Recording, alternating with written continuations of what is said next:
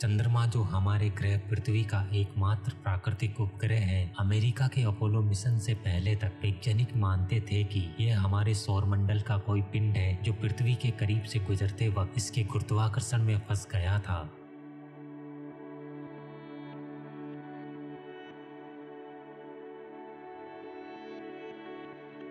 उन्नीस सौ 1970 के दशक में अमेरिकी मून मिशनों द्वारा लाए गए चंद्र नमूनों के अध्ययन ने चंद्रमा निर्माण और इसकी उत्पत्ति के बारे में वैज्ञानिकों की समझ में एक क्रांतिकारी बदलाव ला दिया।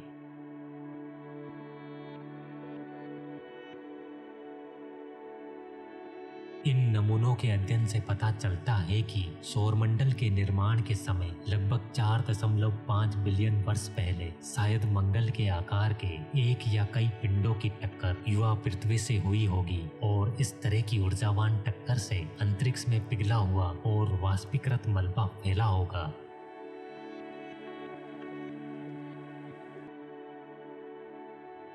अंतरिक्ष में फैले इस गर्म मलबे से अंततः चंद्रमा का निर्माण चालू हुआ। वैज्ञानिकों के अनुसार शुरुआती चंद्रमा पिघला हुआ था जो कई सैकड़ों मिलियन वर्षों तक गर्म मैग्मा के गहरे महासागरों से ढका रहा। चंद्रमा के ठंडा होने के साथ ही ये अपने ठोस रूप में आने लगा।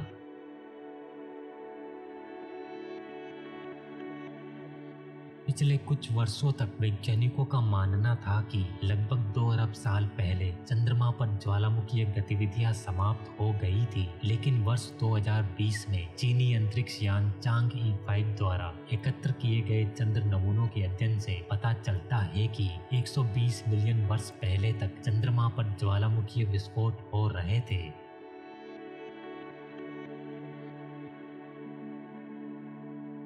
ये अध्ययन बताता है कि चंद्रमा के कुछ आंतरिक भाग 120 मिलियन वर्ष पूर्व तक इतने सक्रिय रहे होंगे कि ये ज्वालामुखीय गतिविधियों को चलाने वाली गर्मी को उत्पन्न कर सकते थे।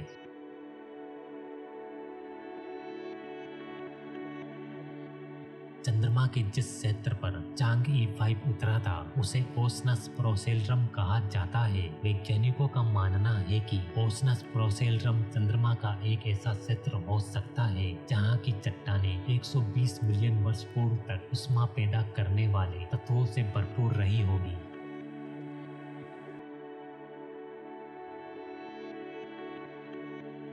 वैज्ञानिक बताते हैं कि ज्वालामुखीय विस्फोट वह प्रमुख तरीका है जिसके माध्यम से सभी चट्टानी ग्रह अपनी गर्मी को खोते हैं। वैज्ञानिकों की माने तो हमारे सौरमंडल में केवल पृथ्वी, शुक्र, मंगल और बुध ही ऐसे ग्रह हैं जो चट्टानी रूप में मौजूद है और इन ग्रहों के अलावा बृहस्पति का उपग्रह आयो और पृथ्वी का उपग्रह चंद्रमा भी हमारे सौरमंडल के चट्टानी पिंड है।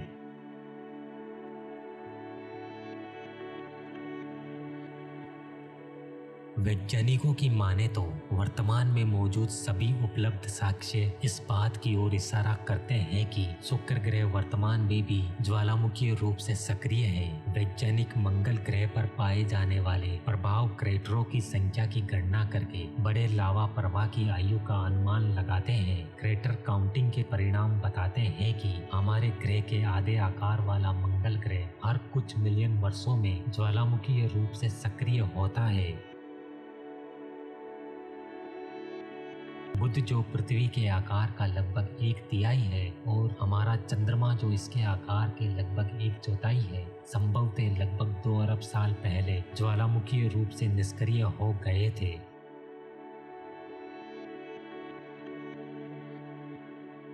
यही बात बृहस्पति के उपग्रह आयो पर भी लागू होगी जो आकार में हमारे चंद्रमा के समान है, लेकिन वैज्ञानिक बताते हैं कि आयो की ज्वालामुखीय गतिविधियां इसके बृहस्पति के साथ गुरुत्वाकर्षण संबंधों से उत्पन्न मजबूत ज्वारीय बलों द्वारा संचालित होती है जो इसे अतिरिक्त गर्मी प्रदान करती है। परिणाम स्वरूप चंद्रमा की तुलना में आयो ज्वालामुखीय रूप से अधिक सक्रिय है।